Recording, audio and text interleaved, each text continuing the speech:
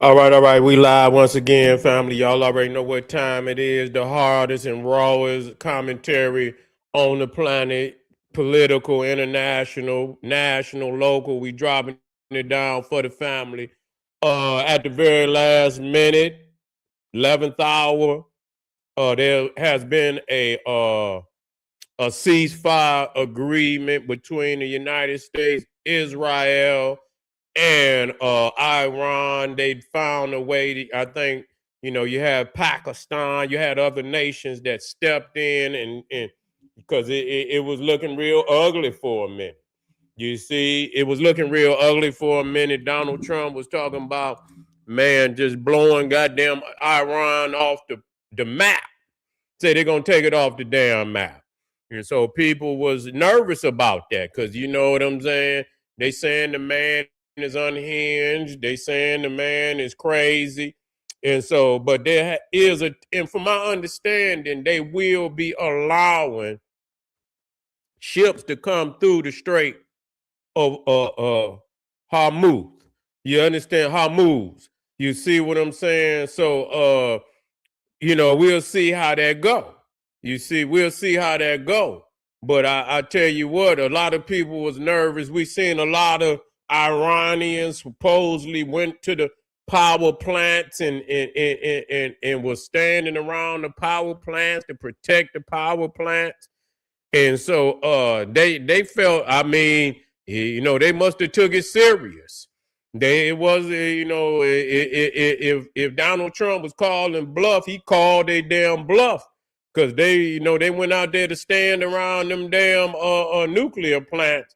So they was taking it real serious because I told y'all they knew and understood the level of destruction it would have took Iran. It would have took them, man. Listen here, it would have been over with, and I told you it would have been over with for them. You know what I'm saying? It would have been over, and nobody wants to see that's ridiculous. You see what I'm saying? That's ridiculous. But we don't never get all the information. We don't really know what's going on. It could very well be a possibility. But see, the thing is, I had to, I growing up, I have always heard Iran say death to America. You see, Black Power. I've always heard Iran say death to America. I mean, so what the fuck is they worried about what Donald Trump say about Iran? I know but I mean, what the fuck? What is the difference? I'm trying to figure that out. Death to America. You see, and I understand, but I understand also that we over here, and I'm not gonna let nobody play me. You see, because in every terrorist attack, if a nigga was on the scene, they continue with the attack. Okay, so I just want y'all to know that. You whether you there, they gonna continue on. So whether they say where we not we're not targeting black. I don't believe that at all.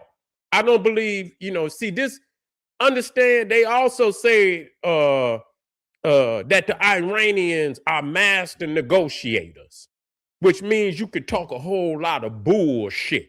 And once you understand negotiation is just like war, a lot of times it's about deception, how much you could get from another motherfucker without having to give up so much yourself. You see, where you come out on top. That's all that shit is. You see, so a lot of people, I've seen these videos out here where they talking about why Iran set the black hostages free.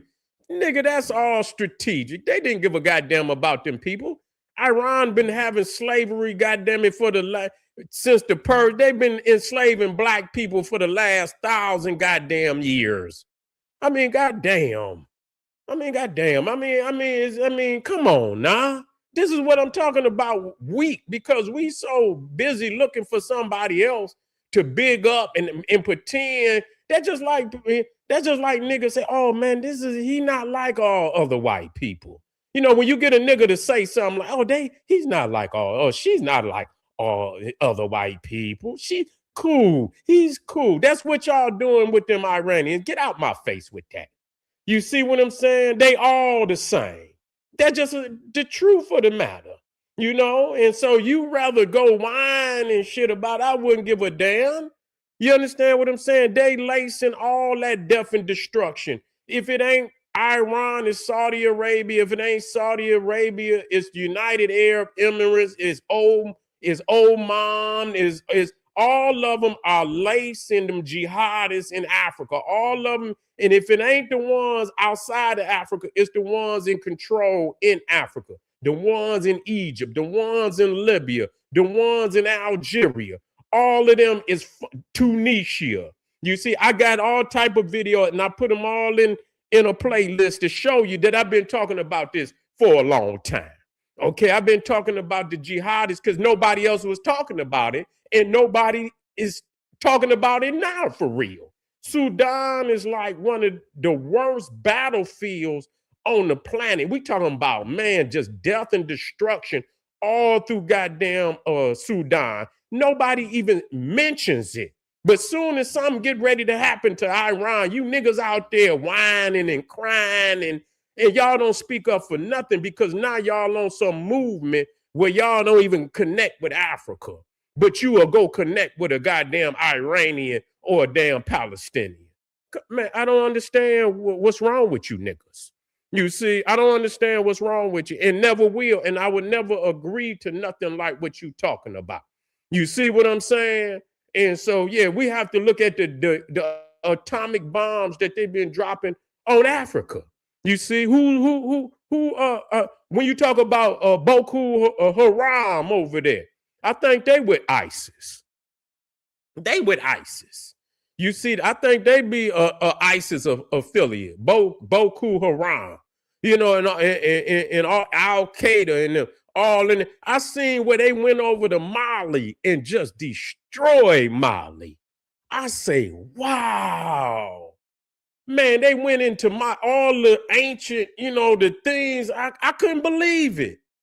I just could not believe that, man. That's what really pushed me over the edge to do the playlist. When I heard and I seen it, I could not believe it. They went into Mali and the mosque and the University of Saint Corey, they destroyed that. They destroyed every shrine almost that was in Mali. They destroyed them all. And I seen, if you go look at it, you can see that there were groups that, because the people still got the skills to build it back. You know what I'm saying? So there was, people donated money and whatever so that they could, and they went in there and rebuilt all the shrines back. But man, they got video where they over there busting, taking hammers. They came in. It was, it was hundreds of them. They came and the people fled and they was trying to get to the books of Timbuktu, but they knew they was coming, so they was able to remove the books. They took it to a neighboring country, I believe. They was going to set fire to the books because we know that Timbuktu was famous for literature, and so almost every family in Timbuktu got books. If you go in their house, they bring out they trunks full of scrolls and things of that nature. You know what I'm saying? So, they feel that, see, some of these jihadists, they don't want you to know nothing but the Quran. You see, they don't want you to, if it ain't in the Quran, they don't want you reading it. They don't want you studying it. And so, Mali and a lot of the Muslims in Africa, a lot of them are Sufi Muslims. I don't, okay, I'm all right, meaning that they keep a lot of their African traditions. Clothing, they still keep the vibrant colors where the Arab, he gonna wear one color, where the Africans, they look like any other African. You can't really tell them apart. They got dreadlocks. They have a lot of, they like to wear a lot of stones, because we into our frequency. We like stones, all the power and frequency of the different type of precious stones and things. So they make a lot of jewelry, and they still chant, they still sing, they meditate, they chant, they have mantras, and the Muslims don't like that. The Arab don't like that. And so Mali being a lot of Sufism there, those shrines, those are saints. They said that I forget how many saints they had in Mali. And so, so Timbuktu is a city of saints. And so all them shrines, see, they don't want us to have no saints. Even though they go to all type of I seen the documentary. They got a shrine for every damn Ali and all the caliphs. They got shrines for them, and they go to these shrines and they pray and they do all of that. But then when it come to our people having black saints and they don't want that. They don't want that. So they went over there and they destroyed a lot of the shrines, and luckily the people rebuilt the shrines back up. But that just show you, man, the death and destruction that they bring into Africa. If I could go over the book Rape of the Nile by Brian Fagan, and he talks about all the death and destruction that the Arab then brought, and they was the ones that sold all the shit you see in the British Museum and in the Louvre and all of that. People want to get busy. We can get busy. And I'll show you the death and destruction. They gave them under the rule of the Arab, bro. The European gave them permits to go in there and take whatever you want. That's how you know it didn't belong. Now they say, oh, it's their culture. But damn, when they first got in there, they were selling it to anybody that had some money. You see, they'll give them a permit, and then you can go in there and if you could get the pyramid, if you could take the pyramid, that damn hole that you see in which one is that? I believe was that Menkaura's pyramid or the Giza or Khufu's pyramid. One of them holes, I don't know if it was the one of Menkaura or the one of Khufu. Air blew that hole in the pyramid. They was over there knocking down all type of temples. You understand? To build the mosque of Egypt and Cairo. They've been over there destroying our stuff. So I don't have, it is what it is. So I would never come in here and cry, and for what? Ain't nobody cry for you. You ain't never got no justice for all the crimes that been committed against you.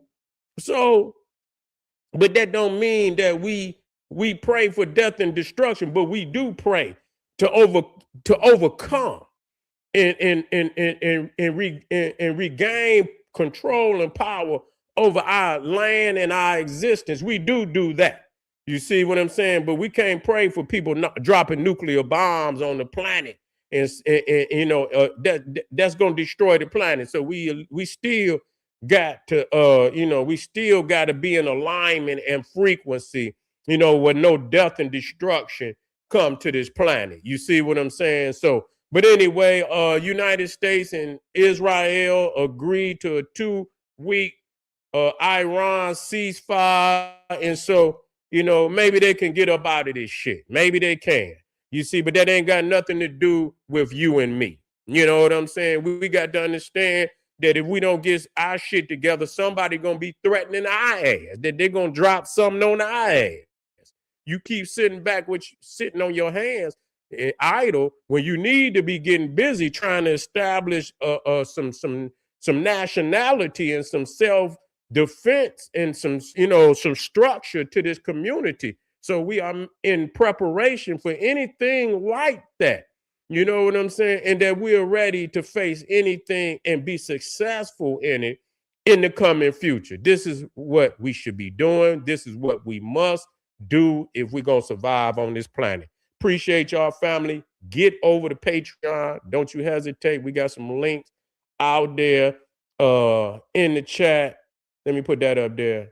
In the chat, click a link, support the general, so we could continue to wake our people up. You ain't gonna come over here and get the same commentary. I can guarantee you that. See you in a minute, family. Appreciate you. We got a couple more presentations we want to talk about before we get up off of here tonight, and we're gonna be on Patreon. Appreciate y'all, family. Black Power.